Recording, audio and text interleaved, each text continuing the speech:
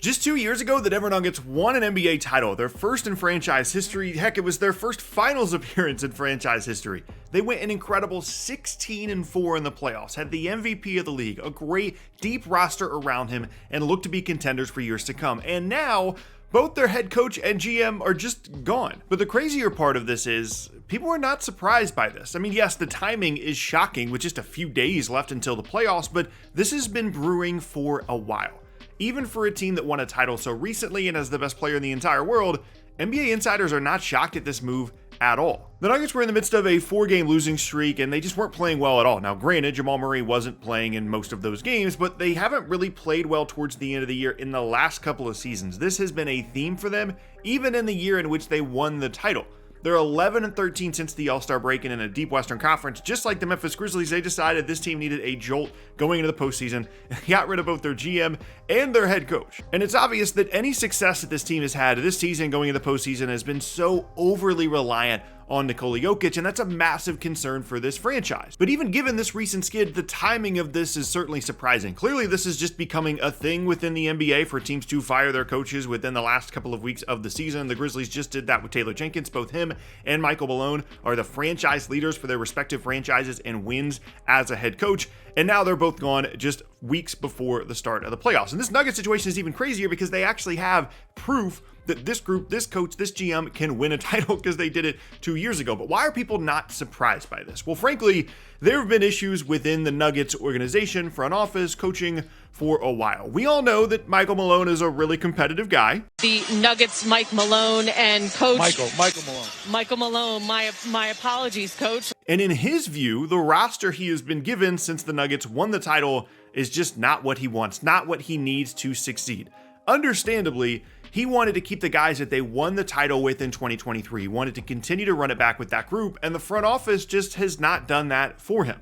Bruce Brown was signed away in the 2023 offseason on a big deal and then ultimately has moved around the league, not had a ton of success. And then Kentavious Caldwell-Pope, more importantly, was signed away in the 2024 offseason. Both of those guys were massive contributors to the 2023 team, and without them, they likely don't win the title, and they certainly don't go 16-4 in the playoffs. The front office believed that they had young guys that were ready to step up in place of both Bruce Brown as well as KCP. And this has been a theme for this front office over the years. They have been very hesitant to retain their depth veterans, even going back to someone like letting Jeremy Grant walk to Detroit. They did offer him a significant deal, but ultimately he decides to leave. This is a front office philosophy to not pay to retain key veterans and then try and replace them with cheap young guys. And the reason we know this is because the GM of the team, or the former GM of the team now, Calvin Booth, has said it publicly. Talking about KCP before he actually signed in Orlando this past offseason, Booth said, "I think we're prepared to plug and play, so to speak. I think we have to look at the teams that have been good in the past. They've found a way to replace 4th and 5th starters, 6 men off the bench, and still keep rolling. It'll be nice if KCP is back, but we'll be okay if KCP doesn't return." Now, the interesting part of this is, generally speaking, Calvin Booth is correct, especially with the way the NBA salary structure works now. It's harder than ever to keep a ton of big salaries on your roster, and the Nuggets actually have done more than most teams around the league have done in terms of keeping and retaining their key guys. They have the core of Nikola Jokic, Jamal Murray, Aaron Gordon, and Michael Porter Jr. all under contract on big deals until the summer of 2027.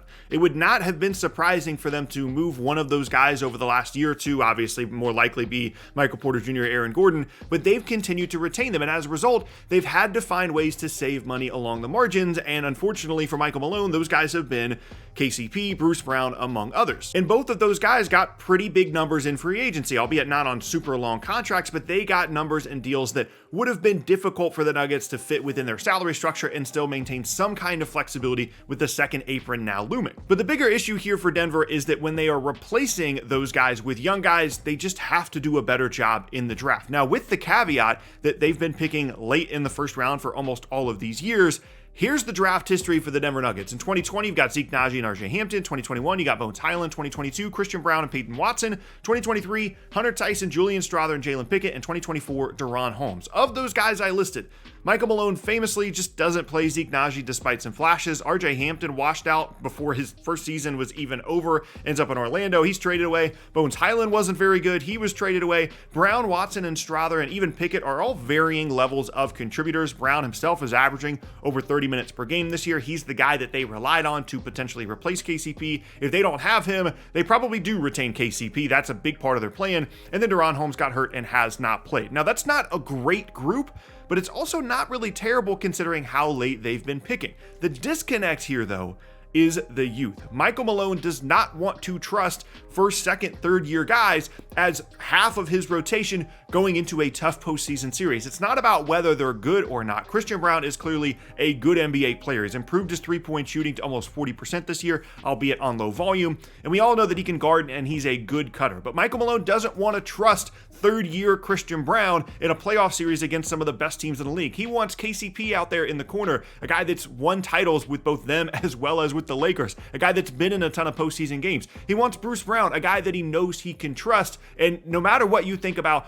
the potential of the back end of the rotation for Denver, what they might be in the future, and the value of having those guys on cheap contracts, it's just not what Michael Malone wants. And if you're in the front office of Denver, you're probably actually feeling pretty good about the job that you've done with those draft classes because you've got guys that are contributing, that are playing a ton of minutes. They're playing 20 plus, 30 plus minutes a game. And if you're looking at your numbers, like I mentioned with Brown's three-point shooting, you're probably thinking, man, I'm doing an awesome job. I didn't have to pay KCP. I didn't have to pay Bruce Brown. Everything's going to be fine. And that's just not the way Michael Malone sees it. There's a clear disconnect between the front office and the GM. And frankly, this has caused resentment between Malone and the front office. He's said stuff publicly about the fact that he's concerned about their shooting. He's concerned about their depth.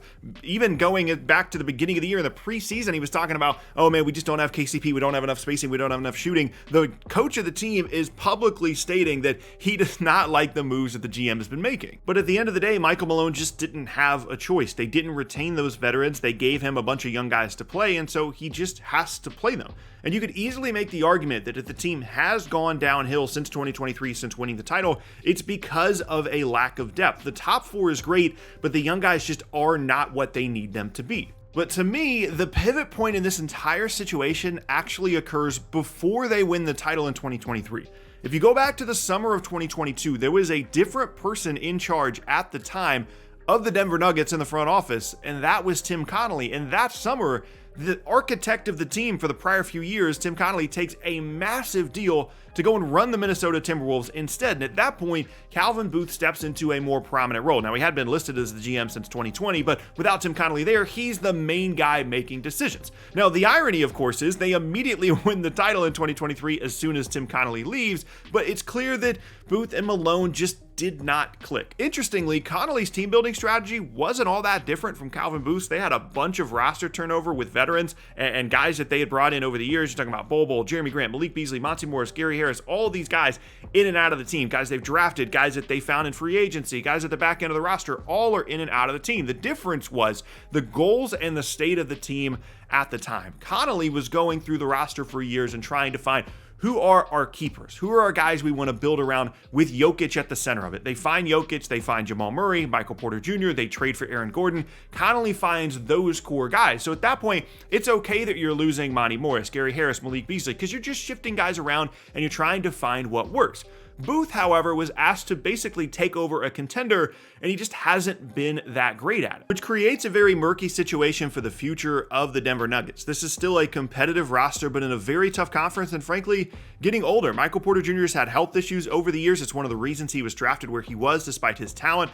Aaron Gordon might not be a guy that ages super well and has had some injury issues lately as well. Jamal Murray looked absolutely lost this summer and at the beginning of the year and has figured it out, but you're always kind of concerned about his injury stuff. And then Jokic has had to do so much over the years that you really couldn't blame him for starting to break down at some point soon as well. And quite frankly, with his mindset, you never really know. The guy could just retire at any moment because he just wants to go home. He's had plenty of success in the NBA and just wants to go and do his own thing. It would not be surprising. And frankly, this whole situation just boils down to a disconnect behind the scenes between the front office and the coaching staff that just was masked by a lot of winning. Despite a not great season by their standards this year, they're coming off multiple 50-plus win seasons in a row. They win the title in 2023, and when you're winning, you're doing well. You're winning postseason series. You win 57 games last year and then lose a heartbreaker Game 7 in Minnesota on your way to potentially another conference finals or finals run. That can cover up a lot of the stuff that's happening behind the scenes, and this year, there just wasn't enough winning to deal with what they were dealing with. And right now, this is kind of it for the Nuggets. This is another pivot point going going back to Tim Connolly leaving the team in 2022,